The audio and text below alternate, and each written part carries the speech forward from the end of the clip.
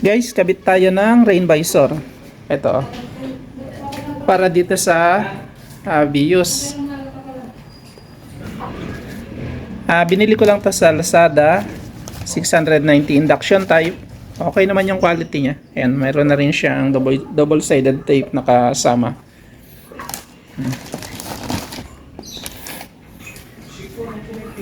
Lalagay natin. Ano nga ba yung gamit ng ano? Ito guys, okay yung ano yun, ng rain visor para sa Vios o kahit sa anong mga passenger na sasakyan. Ito guys is malaking bagay to, lalong lalo na ngayon, medyo nag-uulan-ulan. Hindi mo maibukas tong bintana kung naulan na hindi naandar yung makina at walang aircon. Ang nangyari minsan nagmo-moist dun sa loob dahil mas malamig sa labas kumpara sa loob. Ito yung tulong niya, pwede mo ibukas ng konti yung bintana kahit hindi naandar yung aircon. Wind noise, yung di ba nasa highway ka, hindi na kailangan mag aircon, pwede mong buksan yung bintana ng bahagya hanggang dito na hindi masyadong malakas yung ugong sa loob ng hangin. Ito yung preparation natin, konting sabon lang, tapos pupunasan lang natin yung yung side na yan na pagkakabitan ng rain visor. Patanggal lang yung dumi kasi hindi pa rin nakaka-wash. Sigurado nakakapit na maayos yung rain visor natin. Kabilaan lang. Ayan. Pagkatapos na masabunan ng konti, babanlawan lang ng basahan na wala ng sabon. After nyan, alcohol naman. Talagyan lang natin ng alcohol. Alcohol lang, konting punas lang. Tapos yun, pwede na nating ilagay.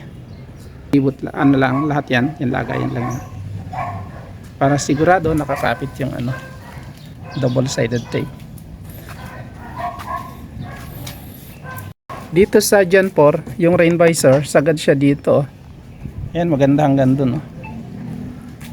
Pero dito sa itong Gen 3 na Vios, ito hanggang dito lang siya.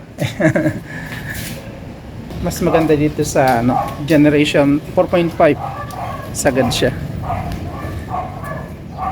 Ayan, sige, markabit na natin, tatanggalin mo lang yan. Etong kulay red na yan.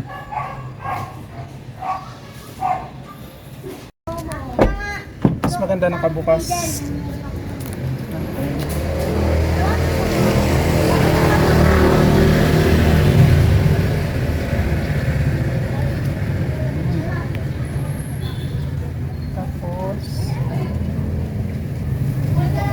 Gagayad mo lang ng daliri dito sa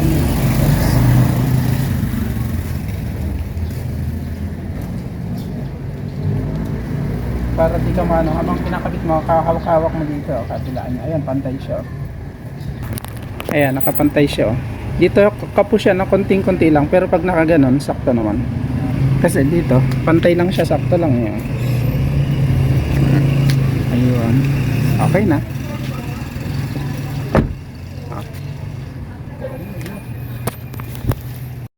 Gagawin ko lang dito.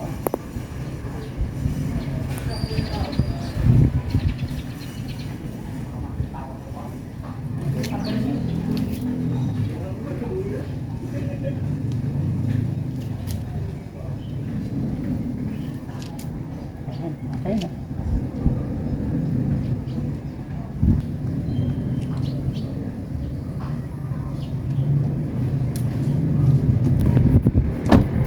Okay na, naikabitan natin yung bagong rain visor.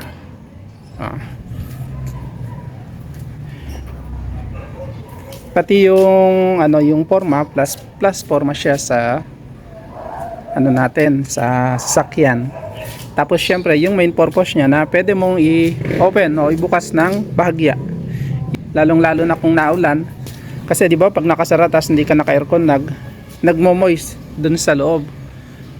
Eto ngayon, pwede mo na siyang buksan kahit hindi na andar yung aircon. Halimbawa naka-standby ka, lalong-lalo na sa mga Grab, hindi na lalabo yung salamin mo sa loob. Dahil di ba nangyayari yun yung pagmo-moist na yun kapag yung temperatura, yung lamig sa loob at sa labas magkaiba, malaki yung pagkakaiba. Nangyari, nagmo-moist dun sa loob ng salamin natin. Ngayon, hindi na mangyayari yun. Kahit naka-standby ka, pwede mo siyang slightly open. Tapos guys, lalong-lalo na pag nakapark ka pala sa mga open, yung kagaya nito na open, na wala kang parking na covered parking, mas maganda rin na bago mo i-park yung sasakyan mo, bago ka lumabas, i-open mo ng bahagya para yung init sa loob hindi makukulob doon. Mababawasan yung init sa loob habang naka-park ka, lalong-lalo na sa open araw-arawan. Hindi ganoon iinit sa loob dahil naka-open na bahagya yung yung window. Wag lang naman yung masyadong malaki kasi syempre for safety rin. Mangyari nun, poprotektahan mo rin yung mga car accessories, lalong-lalo na yung seat cover kung leather. Pag sobrang init, madaling lumutong. Tapos yung mga yung mga plastic, mga vinyl, ayun.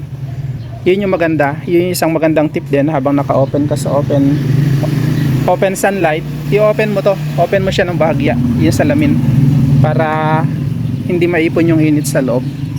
Kahit papaano, hindi ganun kainit dun sa loob ng sasakyan mo. Di ba minsan pag yung papasok tayo, grabe, sobrang init dun sa loob. Pag hindi naka-open yung bintana ng sasakyan natin.